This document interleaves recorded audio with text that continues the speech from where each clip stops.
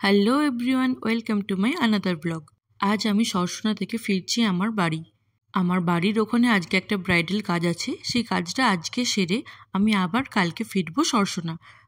কাল আছে পূজার ভাত কাপড়ের লোক, আর পরশু দিন আছে ওর বউ ভাতের লোক। ওই দুটো লোকে আমি ওকে করে দেবো। সরসোনা থেকে আমার বাড়িটা অনেকটাই দূর, আর আজকের আমার জার্নিটা অনেকটা লম্বা হয়ে যাবে। আমি এখন এসে গেছি হাওড়া স্টেশন। হাওড়া থেকে যাব আমি তারকেশ্বর। তারকেশ্বর থেকে আমি যাব আমার বাড়ি। আরও প্রায় 2 ঘন্টার মতো লাগবে যেতে। বাড়ি থেকে একটু ফ্রেশ হয়ে আমি বেরিয়ে পড়েছি ক্লায়েন্টের বাড়ি যাওয়ার জন্য। আমার বাড়ি থেকে আবার ক্লায়েন্টের বাড়ি প্রায় 1 ঘন্টার মতো সময় লাগবে। পৌঁছাতে অনেকটাই দেরি হয়ে গেছিলো, তাই জন্য আর কোনো ভিডিও ক্লিপ নেওয়া হয়নি। এই হচ্ছে আজকের ক্লায়েন্টের আমার ফুল লুক। ভীষণই বাচ্চা আর মিষ্টি একটা মেয়ে, মাঝে তার সাথে একটা পার্টি মেকআপও হয়েছিল। তার ভিডিও ক্লিপ নেওয়া হয়নি, তাই একটা ছবি অ্যাড করে দিলাম। এর পরের দিন সকাল 6টার সময় আমি বেরিয়ে পড়েছি কলকাতা যাওয়ার জন্য। আমার বাড়ির সামনে থেকে 6:30 7টা করে একটা কলকাতার বাস যায়, যেটা আমাকে 4 ঘন্টা পর পুরো কলকাতায় পৌঁছে দেবে। ওই বাসটাই আমি ধরবো। পূজার বাড়ি পৌঁছাতে একটু লেট হয়ে গিয়েছিল, তাই জন্য আর অন্য কোনো ক্লিপ না নিয়েই ওকে একদম ফুল রেডি করে দিয়েছি। আর এটা হচ্ছে ওর ফুল লুক। কেমন লাগছে তোমরা জানিও। দিনের বেলায় ছিল ওর ভাত কাপড়ের অনুষ্ঠান, তাই ওর জন্য একটা সিম্পল সুন্দর লুক আমি বেছেছিলাম, আর সেটাই ওকে করে দিয়েছিলাম। পূজারও এই লুকটা ভীষণ পছন্দ হয়েছিল। যেই শাড়িটাও পছন্দ করেছে ওটা কিন্তু ওকে খুব ভালো মানিয়েছিল। শাড়ি আর গয়নার ওপর কিন্তু অনেকটা নির্ভর করে তোমাকে কীরকম লাগবে। মেকআপ সুন্দর হওয়ার পরেও শাড়ি গয়না খারাপ হয়ে গেলে কিন্তু ফুল লুকটা ভালো আসে না। পূজার প্রত্যেকটা লুকের জন্য সুন্দর সুন্দর শাড়ি আর গয়না পছন্দ করেছিল, সেই জন্য ওর প্রত্যেকটা লুকই ছিল খুব সুন্দর। তোমরা যারা আপকামিং ব্রাইডরা আছো তারা অবশ্যই একটু খেয়াল রাখবে যে তোমরা কী ধরনের শাড়ি কিনছো আর কী ধরনের জুয়েলারি কিনছো। শাড়ি আর গয়নার ওপর কিন্তু অনেকটা নির্ভর করে তোমাদেরকে কীরকম লাগবে। আর কাকিমাকে আর পূজাকে বসিয়ে একসাথে কিছু ছবি তুলে নিলাম। কাকিমা কিন্তু আজকে নিজেই রেডি হয়েছে, কাকিমাকেও কিন্তু বেশ মিষ্টি লাগছে। আর এদের শাশুড়ি বৌমার গল্প কিন্তু আমি শেষ হতে দেখিনি। সারাদিনই এরা দুজনে কিছু না কিছু বলেই যাচ্ছে। এখানে আমার আজকের মতো কাজ কমপ্লিট হয়ে গেছে, তাই আমি বসে আছি। এবার আমি লাঞ্চ করব। আর তারই মাঝে আমার দিদি এসে গেছে, বাস আমার গল্প করার একটা পার্টনার হয়ে গেছে। আমার আর কিছু চাই না। আজকের দিনটা বেশ ভালোভাবে কেটে যাবে। পূজা এখানে ঘি ভাত নিয়ে দাঁড়িয়ে আছে সবাইকে পরিবেশন করবে বলে। আজকে রাতটা কিন্তু ভীষণ আনন্দ করে কেটেছে। নাচ গান গল্প, অনেক বন্ধুবান্ধবও হয়ে গিয়েছিল। সবাই মিলে বেশ ভালো কেটেছে আজকে রাতটা। মনে রাখার মতো একটা রাত ছিল আজকের দিনের। এটা হচ্ছে পূজার ঘর। বেশ সুন্দর করে সাজানো হয়ে গেছে, বাড়ির সবাই মিলেই সাজানো হয়েছিল। ভীষণ সুন্দর লাগছে দেখতে, আর পূজাকেও ভীষণ সুন্দর লাগছে। ও প্রচণ্ড টায়ার্ড হয়ে গিয়েছিল। আর এনার সাথে পরিচয় করে দিই, ইনি হচ্ছেন সিঁড়ি।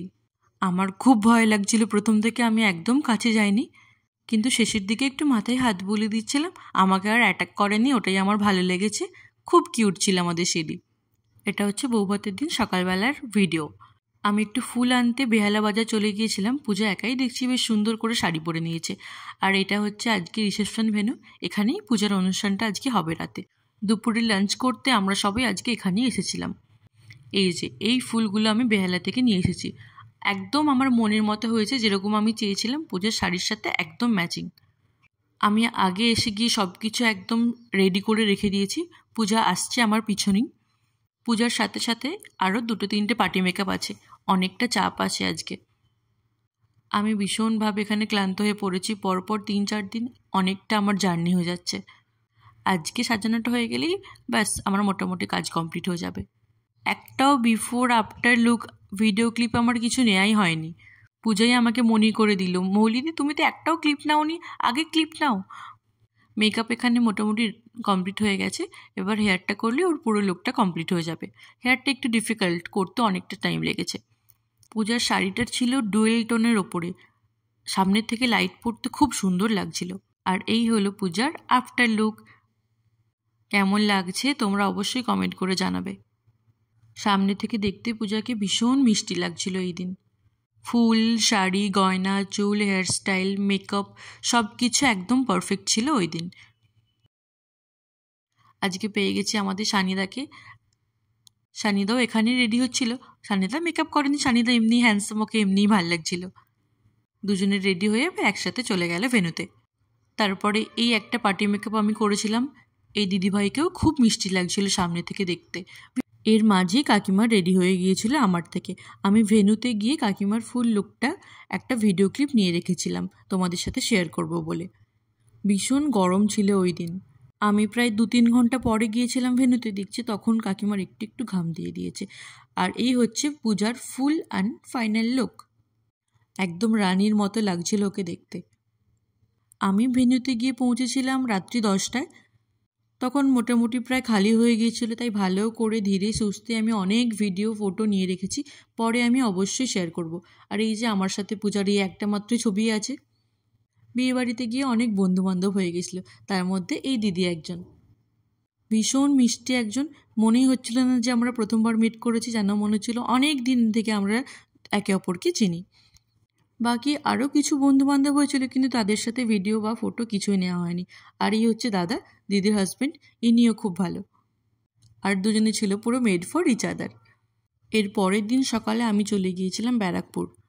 আর এই পিৎজা পার্টিটা আমি আমার ভাইয়ের সাথেই করছিলাম। আজকের মতো এখানেই টাটা। দেখা হচ্ছে পরের আরেকটি ভিডিওতে। Please subscribe my channel and like comment this video. Tata.